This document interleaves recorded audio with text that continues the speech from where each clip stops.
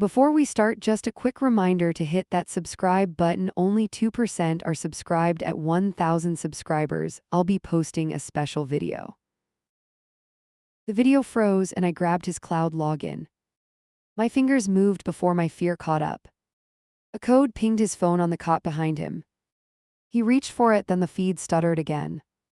I kept smiling while my other hand typed fast.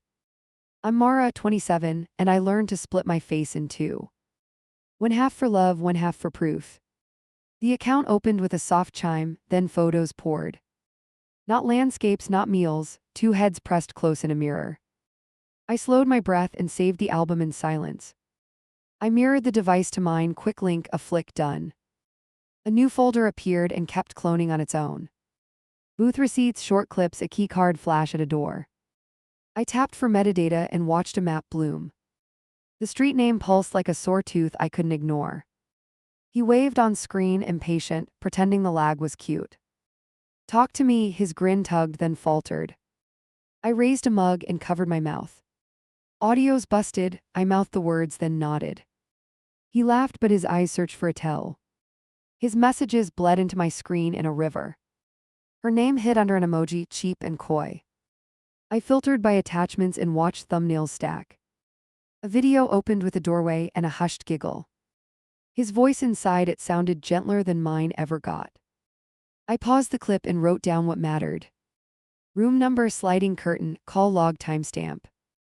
Every beat had a twin in the account history. I didn't need a confession, patterns confess louder. The pattern stung and I let it. The bank app synced next, shared finances by default. Late night room charges, same address, different dates. He once begged for groceries while paying for champagne there. I screenshotted the list and locked it in a vault. I would not forget again, not this time. I called the front desk while the video looped. Confirming arrival for him, I said with a light laugh. Keyboard clatter, then a careless yes and the room wing. I thanked the clerk and gripped the counter hard. Truth sometimes arrives like a dropped plate, shards everywhere. He texted a selfie from a dim hallway. Miss you too, a quick wink. I uploaded it to the mirror folder and labeled it. The label wasn't for him, it was for future me. Future me would need clean lines and no doubt. A new notification jumped, voice memo sent to her. I listened with the volume low and my back straight. He promised to handle things when he got leave. Handle who? Handle me, I let the sentence hang. Nothing heavy fell but it would. He pinged for a live call and I accepted. Put me on your nightstand, I want to watch. His tone tried to be sweet, my skin tightened. I propped the phone on a recipe book and adjusted. He stared at my hands while I hid the evidence. Say you love me, he leaned closer and waited. I pointed to my ear and tapped the phone case. Static, I mouthed again and sent a heart. He kissed the camera like a teenager with no shame. I watched the reflection behind him, the wrong jacket on a chair. He asked for dates on our venue and hummed. I gave him a number that didn't exist yet. He nodded like a man with two calendars. The kind who trusts time to keep his lies tidy. That trust would matter later, I could feel it. The cloud finished syncing and chimed one last time. I shut down every app and cleaned fingerprints. He blew me an air kiss, then reached for boots. I waved like nothing in me had shifted. Inside, a hinge snapped and the door started opening. I dialed her number before doubt regrouped. The line clicked, breath rustled once, then steadied. Can you meet today? My voice held like a plank. A short pause landed, then an address I knew only vaguely. I grabbed my keys and walked out before courage thinned. Traffic crawled and my mind sprinted. I rehearsed nothing, I wanted raw facts. Every block sharpened the choice waiting ahead. I parked crooked and let the engine tick. Either I moved or I stayed a prop. She opened the door with guarded eyes. Show me why you're here, her fingers tapped the frame. I placed my phone on her table, screen ready. No preamble, only timestamps, locations, familiar initials. She didn't sit, which told me everything. Her jaw worked while she scrolled slow. A breath escaped that sounded like a hinge. Whose room is that? Her finger hovered then shook. Not mine, my hand stayed flat to keep from shaking. Something old in her face hardened into steel. Do you still plan a wedding? She kept her gaze level. I plan to finish this, my chest burned but held. Then finish here first, she slid a narrow folder toward me. Names and roles stared back like chess pieces. A clean line waited beside power I could cut. My signature needs a witness, she murmured without blinking. I looked up and found a neighbor's silhouette at the door. A nod, quick and practical like weather. No speeches, just pens, dates, decisive strokes. Her hand stopped halfway and hovered. Call him. She pushed the phone toward me. Put me on speaker, the room seemed to shrink. The call connected over a dull hum. Big day soon, his tone tried for warmth and missed. I watched her eyes, not the screen. Before that, we update documents, my words landed measured. Nothing needs updating, a laugh flicked and died. Everything does, she tapped the folder once and waited. Silence expanded, then a thin scoff scratched the air. His bravado sounded brittle and ready to snap. What exactly are you two touching? Paper rustled near his mic. Authority, I let the next beat breathe. For who? His voice pitched higher then dropped. For someone who trusted you, she spoke without fear now. I ended the call before he found footing. She signed, the witness signed, I initialed where instructed. Each mark trimmed one more rope from my neck. The neighbor nodded and left without ceremony. We stared at the ink until it dried. I felt my pulse move from panic to purpose. Keys, she opened a drawer and placed a ring down. Take these, empty his closet before dusk. The order landed like permission I had begged for silently. I pocketed the medal and kept my breath steady. This was not revenge, this was cleanup. On the porch she paused and angled her chin. Will you falter when he calls again? Not if you won't, we studied each other and held. She drew herself taller with one small inhale. Then do the rest while I'm brave. I loaded boxes fast and ruthless. Only uniforms and paperwork survived my sweep. Every other relic hit the curb with dull thuds. Car slowed, curious, then rolled on without comment. My heartbeat counted the distance between past and exit. The last crate slid into place and stuck. I shoved harder and something inside cracked. I didn't check what broke, I didn't need to. Across the street a kid watched and then vanished. I shut the trunk and waited for the next move to appear. Her phone buzzed on the hallway console. She glanced, then tilted the screen toward me. Unknown number, one word, arriving. She raised a brow and pointed at the door. We stood side by side, ready for whoever walked in. Knuckles hit the door twice and paused. I kept my shoulders loose and my jaw locked.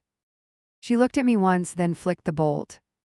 A young woman stood there with a gym bag. Is he inside? She asked, eyes darting past us. My stomach tightened, but I stepped aside. Wrong address, I kept my tone level and dry. Her grip shifted on the strap and stayed stubborn. He gave me this number for pickup, she murmured. She lifted her phone and flashed the text thread. I took the device and scrolled 3 lines. No pet names, just coordinates, time windows, room codes. My chest cooled as the pattern clicked again. Who are you to him? I didn't blink. Her mouth flattened and her heel tapped once. Friend, the word landed without conviction and rattled. She glanced at the hallway and then the kitchen. Don't ask me for details, she added, voice thinning. You already know enough, she shifted her bag higher. I watched for lies and saw only confusion. The older woman stayed still and measured her. Are you here for money or gear? Her tone cut. Just the jacket in a box, came the answer. Then you can collect them from the curb. She pointed to the stacked crates near the steps. The visitor's eyes jumped to the driveway and froze. She swallowed and tugged at the zipper once. He told me family wouldn't be around today. Plans change when truth shows up, I kept distance. She nodded like someone accepting a late fee. A car rolled slow and stopped at the corner. 2 men watched without leaving their seats. My spine lit up with the old survival twitch. Are those with you? I asked without moving. She glanced over and shook her head fast. Then finish quickly, the older woman said, palms open. The visitor hauled the top crate and stumbled once. I stepped in and steadied it without a word. We walked outside together and set it down hard. The 2 men pretended to check a map. The visitor turned and unzipped the bag. A glossy envelope gleamed at the edge. She pushed it into my hand, then looked away. He asked me to drop this if things blew up. A small laugh escaped her like air from a tire. I broke the seal and found a storage card. One locker number, one access code, one blank note. No apology, just a plan for stashing fallout. The older woman's eyebrow climbed and stayed there. "Do we clear it now?" she asked, already moving. The visitor lifted her hand and halted us. "You should bring someone strong," she whispered quickly. "Last week he moved heavier cases in there." My pulse beat once hard and stayed fast. "Did you look inside?" I asked, voice clipped. "Only saw the edges of labels." She traced a rectangle in the air and stopped. "Nothing illegal by the look of it." "Enough then." I pocketed the card and turned. "We would verify before." He reached the airport. The two men pulled away after a long stare. I memorized the plate without writing it down. The visitor hugged herself and closed the bag. "Are you safe from him?" she asked, eyes searching. "I'm safer now than yesterday," I answered and held.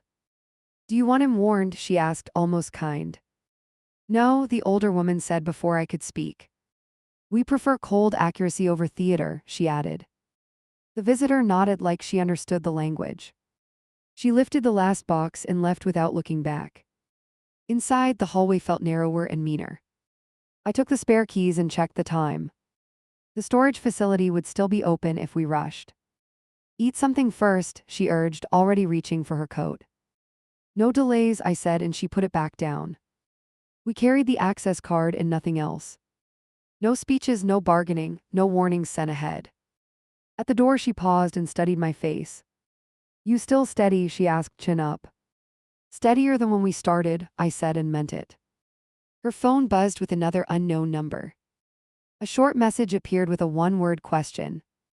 "Confirm." The screen glowed and waited for a reply. She held it out and let me decide. I typed one letter and hit send. The reply landed faster than I expected. "Locker tomorrow at noon," then a location pin.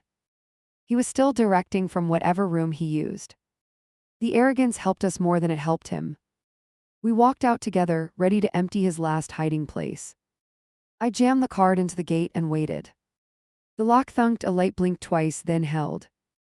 "Walk in like you belong," she murmured, chin up. I pushed the door and felt my resolve sharpen. Inside, a fan hummed like a warning we ignored. We moved past rows until the number appeared. I pressed the code and heard a reluctant click. The door rolled halfway and stuck on swelling metal.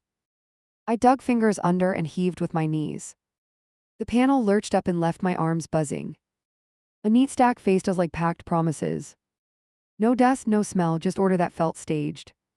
She touched one corner, then pulled her hand back. "Take photos before we shift anything," she whispered. I snapped wide shots and then tight frames. First lid off, paperwork labeled with dates and initials.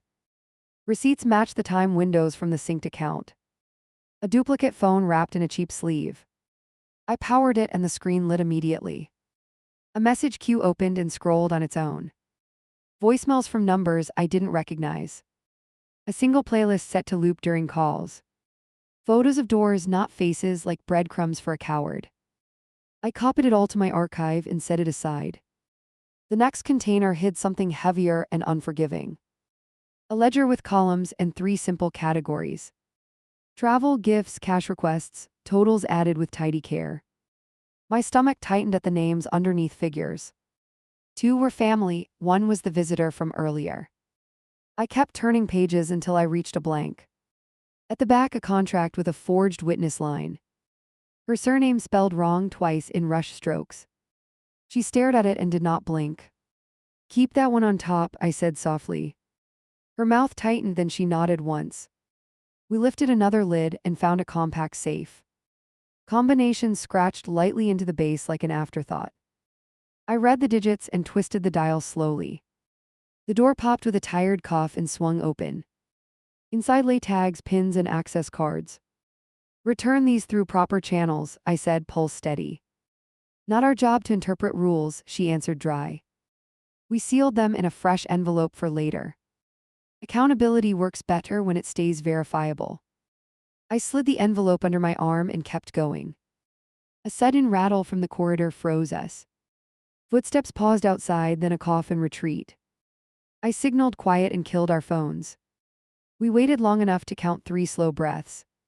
The hallway settled, but my nerves didn't. I found a thin binder tucked behind boxes. Inside, printed chats between him and a base contact. Phrases about cover weekends and no questions repeated. No names, only initials and short windows. I took photos and flagged pages with a folded receipt. A final crate heavier than the rest by far. I braced, she steadied, and we lowered it together. Under a layer of folded shirts, a jewelry pouch. Not mine, not family either. Serial numbers written carefully on a curled card. Return or report, she asked, gaze hard. Both, I answered, feeling the ground tilt. He was building a second life while borrowing ours. We filmed the inventory and sealed the pouch tight. I could hear my heartbeat in my ears. The air shifted again, and a shadow crossed our unit. A camera above the aisle swung right, then center. I lifted my chin and stared straight into the lens. If this went sideways, they would know we were calm. Calm is a language that keeps doors open. We packed W. Hat mattered and left decoys in place. Receipts back on top, casual disorder to hide the cut. The safe returned but empty of sensitive items. The phone powered down and rapped again. I lowered the door without locking it. At the exit, a man leaned near the vending machine. He pretended to browse and failed at pretending. Locker day, he muttered, not to us but at us. We're clearing family property, I answered without stopping. He watched our hands, not our faces. He followed at a distance until we reached the car. I opened the trunk and kept my posture loose. The older woman met his stare and didn't flinch. You looking for something? She asked, voice even. Just keeping an eye on things, he replied, shrug light. Then watch from the curb, I said, stepping closer. Too many eyes make mistakes happen. He smirked, but his feet shifted back. A second vehicle turned in and double parked. 2 more watchers arrived, late and curious. We left the lot without rushing or dawdling. He trailed us for 2 blocks and gave up.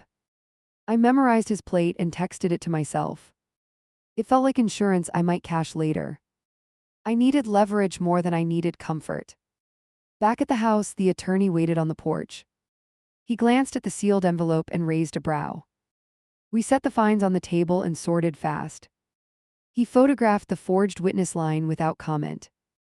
This piece will matter, he finally said, tapping it. We outlined next steps with brutal efficiency. Return what belonged to institutions. Document every dollar that wasn't his to move. Place a hold on any account tied to the ledger. Keep copies off-site where tempers can't reach. Her phone lit with an incoming call from a known number. She let it ring until voicemail caught it. I hit play and the message exploded with hostility. Accusations about theft and betrayal raced over each other. He ended with a threat disguised as a joke.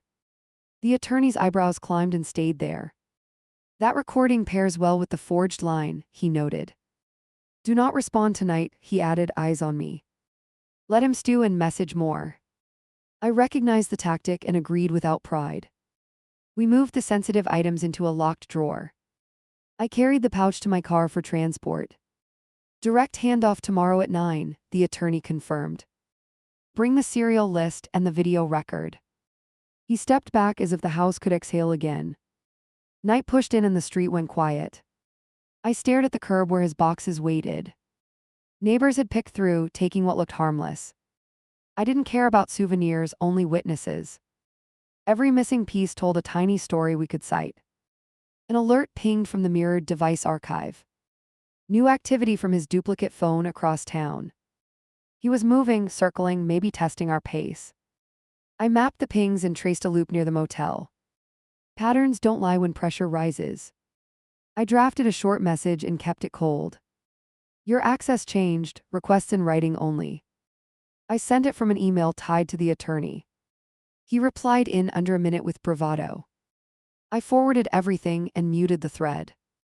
The older woman brought me a thin key I had not seen.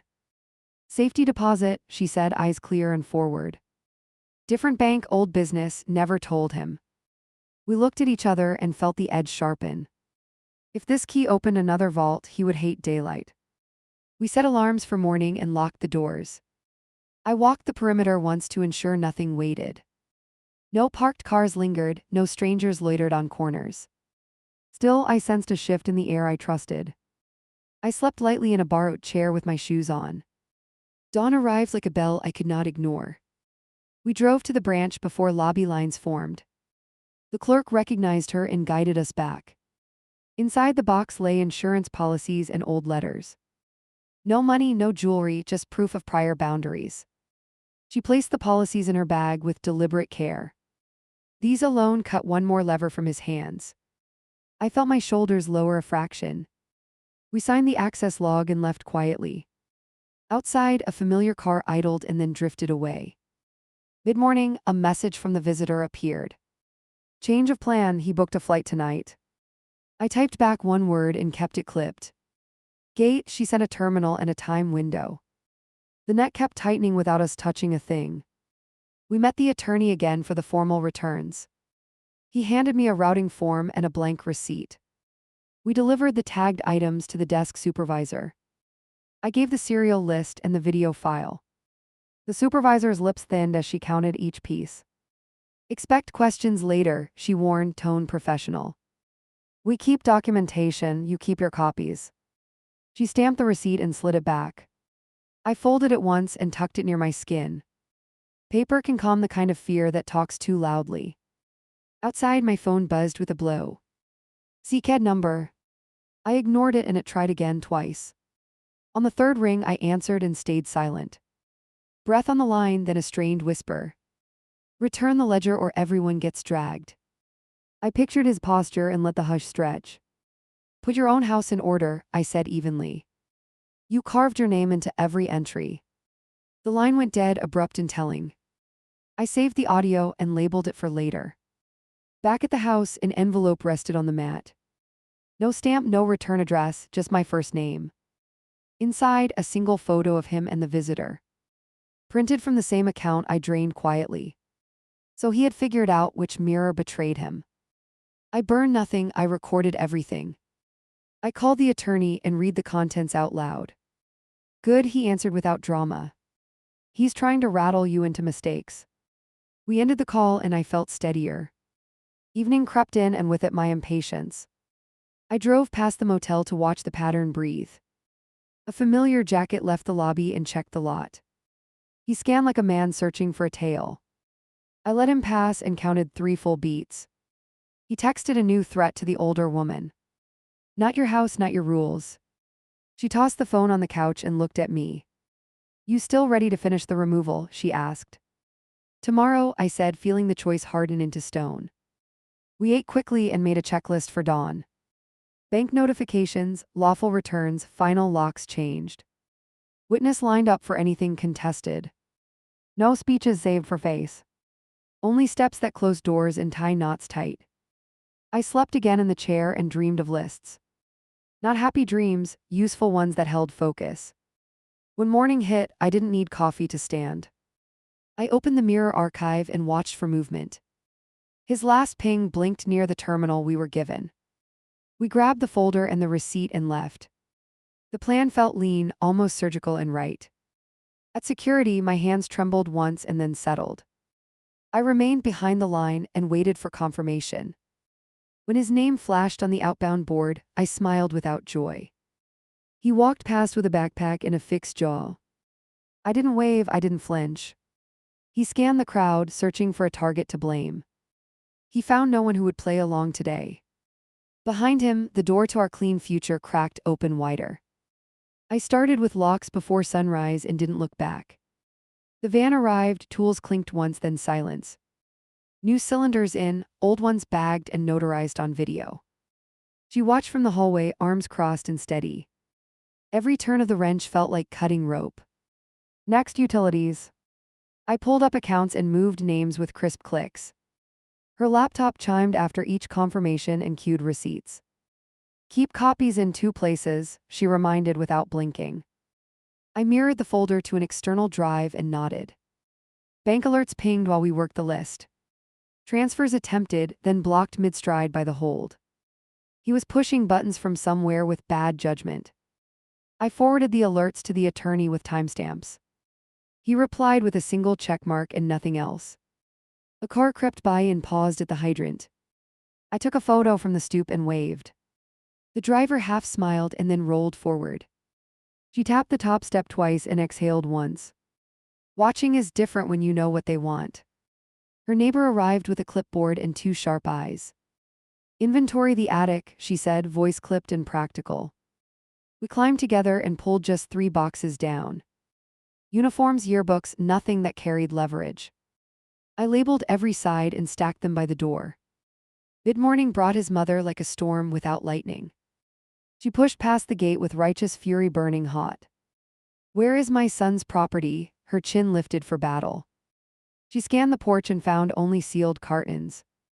Her glare landed on me and waited for a fight. Items are prepared for pickup by courier, I answered flat. Not by you, I held the letter toward her. She refused to touch it and stared at the seal. You're poisoning the family with lies, she spat. Her voice carried down the block like a flare. She lunged toward the threshold and met my forearm. Stay on the steps, I warned without raising volume. You're trespassing, the word cleared the air like bleach. She trembled with outrage and pulled out her phone. Police will hear about this theft, she barked, fingers shaking. Call, I said and pointed to the camera. We prefer official records. The neighbor folded arms and waited. The call went through and the performance began. I stood still and let the script run dry. Officers arrived fast, eyes assessing, hands relaxed but ready. Dispute over possession, one officer summarized after 2 questions. Show documents for authority to act. I handed the binder and let silence work. She sputtered when the revoked line appeared twice. The officer's pen hovered, then filled in his report. Civil matter resolved here, he concluded, tone neutral yet final. Take it to court if you disagree. Her mother glared at me like I stole air. You'll answer to a higher judge, she hissed. She pointed at the sky and shook.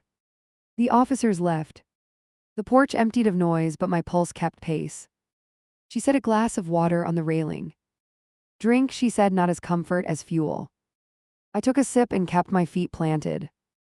The courier arrived on schedule with blank forms. We weighed each crate and listed contents line by line. I took photos of seals and barcodes for chain. The driver signed twice and scanned the manifest. Pickup complete, he confirmed, then rolled away without chatter. Her landline rang with a clipped professional tone. An investigator requested an appointment for the returned items. We locked a time and requested a receipt on letterhead. He promised and I wrote his badge number neatly. Procedure is a spine when nerves feel rubbery. He finally reached out directly at noon sharp. Undo everything or I go public. I typed 2 words and left them hanging. Try it, the typing bubble blinked then stopped. He sent 3 skull emojis like a child with crayons. The attorney texted a short set of next actions. File a notice to freeze beneficiary changes statewide. Update the healthcare directive with fresh witnesses today. Deliver a copy to her physician for record. I gathered IDs and drove with her in front.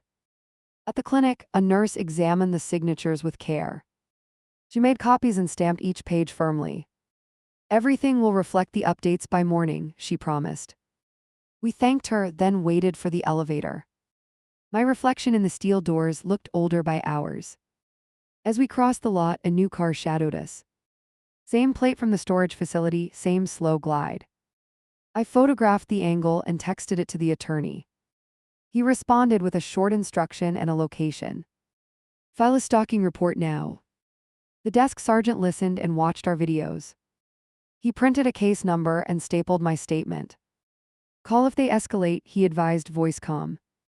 We will swing by your block tonight. I felt a notch of safety click into place. Back home, the visitor from earlier pinged my phone. Check your email, her message nudged, no flourish. A zip file waited with call logs and screenshots. Her notes were brief and brutally specific. She linked dates to the motel with surgical clarity. I thanked her with a short line and nothing extra. She answered with a thumbs up and went offline. There was no friendship here, only shared damage. Even that kind of alliance can move mountains. I saved her files in the hardened archive. Afternoon ground forward and brought one more surprise. A delivery of flowers arrived without a card. I asked the courier for the sender and got silence. He shrugged and pointed at his screen like a shield. I took photos, declined the drop, and closed the door. The base liaison called at 4 on the dot. Items received, her voice crisp, all business. We'll schedule follow-up and likely questions. Understood, I replied and kept my breathing even. We agreed on a window and ended clean.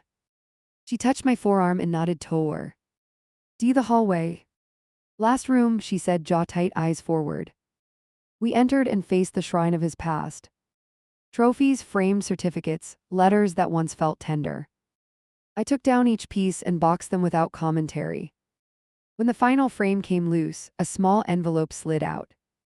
Inside, a prepaid phone and a short instruction. Use only once, call at midnight. We stared at the device like it might bite. I powered it off and placed it in a safe spot. Do we call? She asked, fingers drumming the table.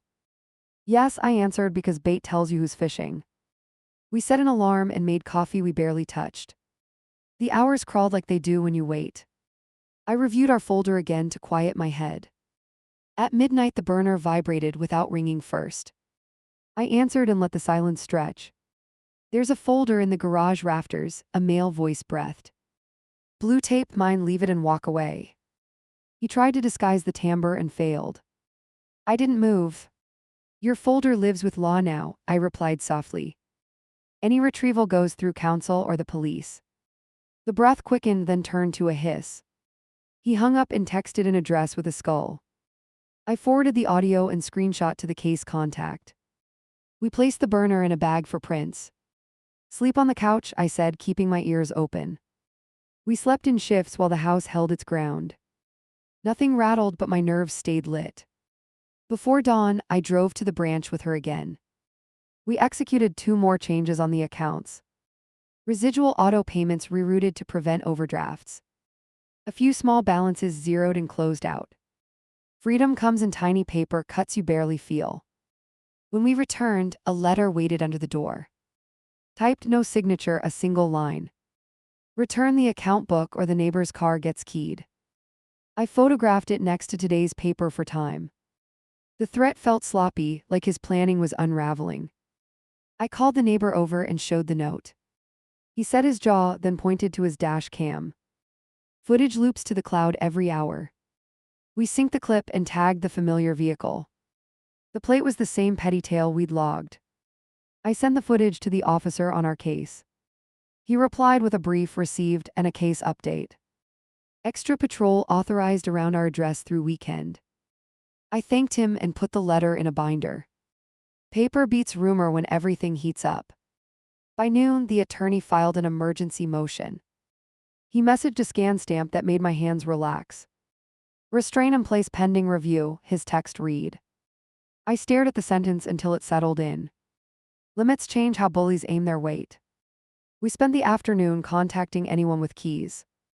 Caretaker, lawn service, the cousin who borrows ladders. We collected spares and logged each return. Every ring lost one more excuse for surprise visits. She dropped them into a bowl and nodded once.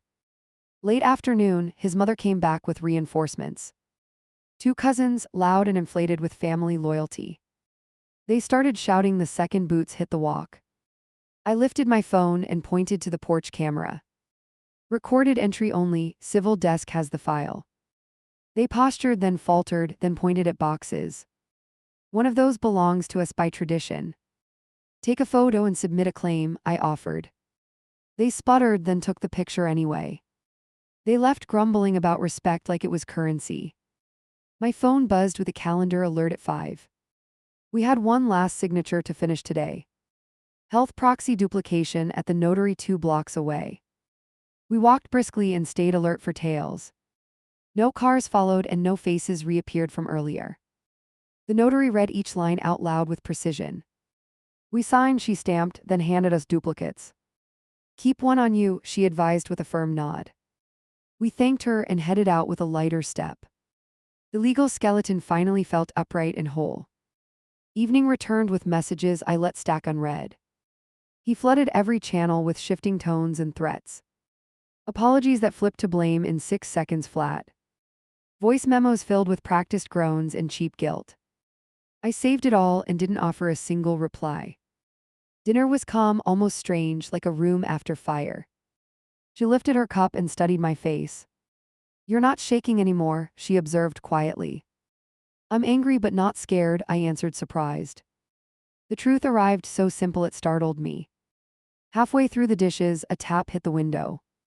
We froze and listened for the second sound. Another pebble, then a whispered name that wasn't mine. I moved to the side and peeked through the edge. A shadow crouched by the hedge with a phone glow. I called the case officer and kept my voice low. He picked up fast and told us to stay inside. Patrol cars rolled up with lights dimmed to a hush. A silhouette bolted and leapt a fence gracelessly. It caught him 2 yards over with zero ceremony. The officer knocked and showed the screen capture. Same plate owner's brother trying to play messenger. No weapon, only a cheap note demanding the blue folder. I confirmed the wording matched the midnight call. He wrote it down and told us to rest. We triple-checked the doors and rearmed the system. She handed me a spare set I hadn't seen before. "Just in case I freeze tomorrow," she whispered. "You won't," I answered and meant it with my bones. We set the keys on the mantel and stood quiet. Before bed, I sent one last email to the liaison. A concise timeline with attachments and receipts. I added the midnight audio and the window incident. "For your file," the subject line read, nothing dramatic. I closed the laptop and let the room go still. Sleep came fast and clean, then broke at 3. My phone lit with a single word from the visitor. "Safe," I smiled into the dark and breathed out. Allies don't have to like you to help you. They just need the same enemy and a spine. Morning would bring the courthouse in a final form. The motion would turn into an order with teeth. We had witnesses ready and boxes numbered by hand. My fear had turned into something sharper and calmer. I was no longer surviving him, I was removing him. I walked into the courthouse with the folder under my arm. Security scanned the binder and waved me through. He waited near the elevators with a stiff smile. No greeting, just a jaw working through canned rage. I pressed the call button and stared straight ahead. Inside the hearing room, rows creaked as people settled. Our lawyer clicked his pen once and slid me a copy. Across the aisle, his counsel shuffled papers without looking up. The clerk called our case and the room quieted hard. I felt my breathing slow into something useful. The judge entered with brisk steps and a cool gaze. "Speak to the documents and nothing else." Our lawyer stood with the forged witness line first. He handed exhibits to the clerk with steady hands. Every page moved like a hammer ready to drop. The questions landed in neat volleys. Dates, transfers, access changes backed by receipts. My voice stayed level while I confirmed each timestamp. No speeches, only answers shaped like stones. He avoided my eyes and tapped his foot. His counsel tried charm and found no grip. "Misunderstanding of intent," he ventured, palms open. The judge cut through with one raised eyebrow. "Intent follows acts," the words left no shelter. Silence pooled under their table like spill water. The order issued faster than I believed possible. Restraining boundaries, property terms, contact limits with measurable teeth. The clerk stamped copies and slid them across. My hands steadied as the ink dried in front of us. He swallowed hard and forced a laugh that died. We stepped into the hall and he lunged close. "You think paper stops me?" His breath hit my cheek. I didn't step back, I held the order up. 2 deputies materialized from nowhere and parted us. He grinned at them and failed to look brave. "Violations carry consequences," one deputy stated, eyes flat. He backed up and lifted his hands theatrically. "I'm just talking," he widened his stance like a performer. The deputy pointed to the camera bubble above us. "Talk from there," he said, and waited without blinking. My phone vibrated with a message from our contact. "Pick up at records office now, 2 lines, no fluff." We cut left and found the clerk already ready. She cataloged the returned IDs and logged everything carefully. A printed receipt slid over the counter like a ticket. We left by the side exit to dodge his orbit. Outside, a familiar car idled near the curb again. I held my phone high and recorded the angle openly. The driver hunched and rolled away in a hurry. Fear makes bad tales, and he chose bad help. By noon, we reached the station with our additions. The officer from last night met us at the door. He placed the burner in an evidence sleeve. He copied the midnight audio and the window note. Patterns speak louder than statements, he muttered, stamping forms. When we returned home, boxes waited on the stoop. A shipping company sticker covered each seam neatly. I scanned the forms and uploaded the images to our archive. These were his remaining clothes from base housing, nothing more. He had less than he thought, which suited me. Her neighbor knocked once and showed a printed photo. A man in a hoodie near our fence at dawn. He pointed to the time code along the bottom edge. I forwarded the clip to our case contact on the spot. 2 patrol units circled the block within minutes. Afternoon brought a call from the base liaison. We finished our side, clear, curt, professional. Expect follow-up on the return tags this week.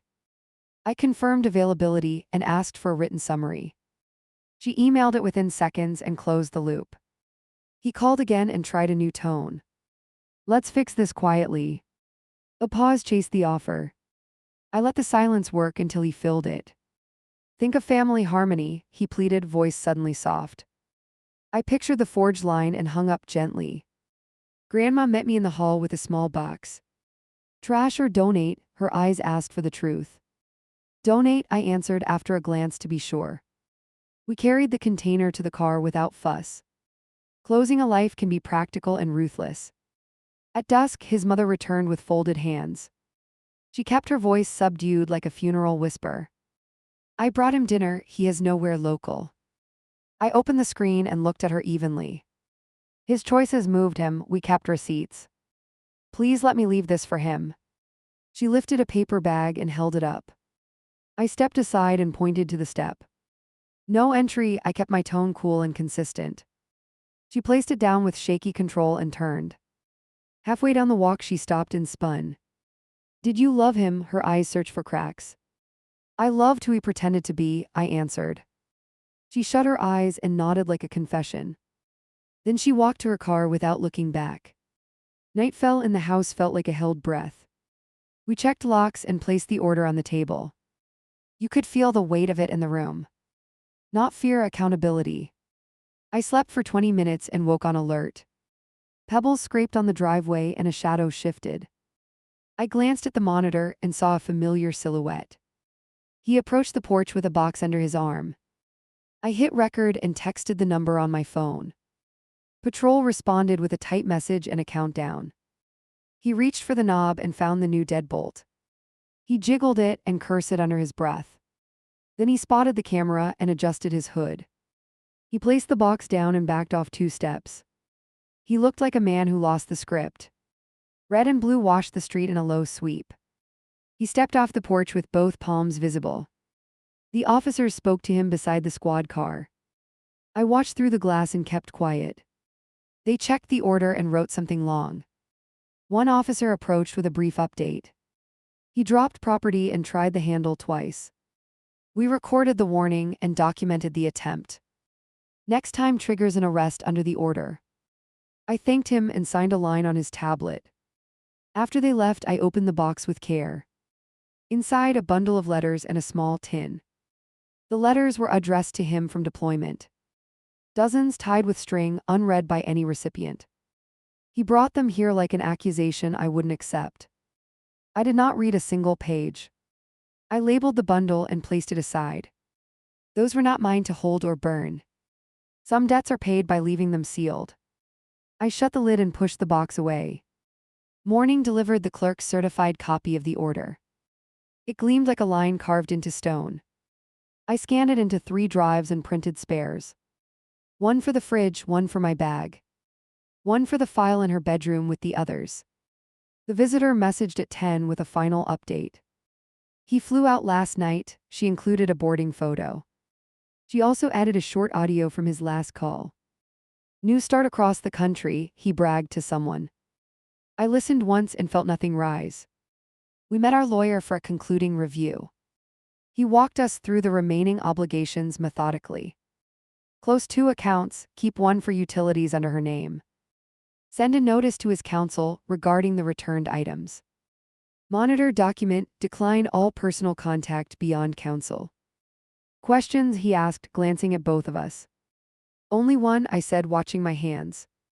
What if he tries when no one is looking? Then you call and you don't open the door. He held my gaze until my shoulders loosened. Back home, we tackled the last shelf together.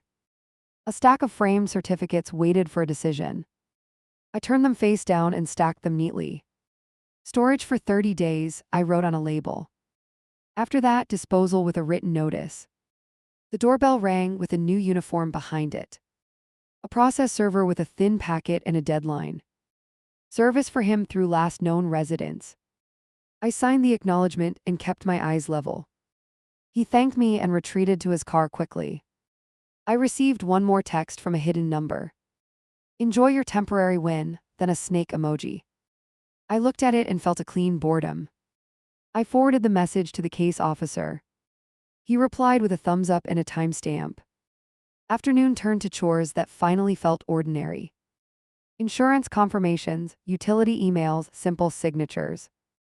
Every successful submission shaved away a layer of noise. She moved through the house lighter by degrees. I followed her pace and matched it breath for breath. We brought the unused ring to the jeweler quietly. The clerk examined the stones and tapped a calculator. I accepted the offer without flinching or bargaining. It was never going back on my hot. ND. Cash in a check became a line item in our plan. On the way back, we detoured past the old motel. I parked across the street and watched lobby traffic. No familiar faces, no watchers, no anxious loitering. Just normal people with normal errands in their heads. I stared until the place lost every last hold on me. We ended the day with one final call. The base liaison thanked us for cooperation again. Your documentation shortened a long process, she noted. Expect closure letter within a week. I hung up and set the phone down carefully. She stood beside me and waited for my eyes. You did what I couldn't do alone, she whispered. We did it together, I answered and meant it. Her hand squeezed my wrist once, firm and grateful. I felt the last knot loosen inside my chest. I stepped onto the porch and breathed the quiet. No watchers, no creeping cars circling like vultures. Neighbors waved with ordinary curiosity and went inside. The street looked like itself again, no hidden trapdoors. I stayed there and let the stillness prove itself. I carried the last box to the curb at dusk. It was light, almost silly, not worth keeping. I set it down and wrote the pickup time on it. Someone would grab it before morning, I was sure. Either way, it was finally not my problem. My phone buzzed with one unread voicemail badge. I hit play and listened to a pause with breath. Then a short message from him, strangely flat. Do what you want, I'm done fighting this. He ended without insult, which felt louder than yelling. I didn't reply, I archived the file and washed a glass. The quiet inside me felt earned, rough, and real. I thought about the woman who walked into court this morning. She had shaky hands and a hardless clenched tight. The one locking up tonight stood taller without effort. Before sleep, I wrote one line in my notebook.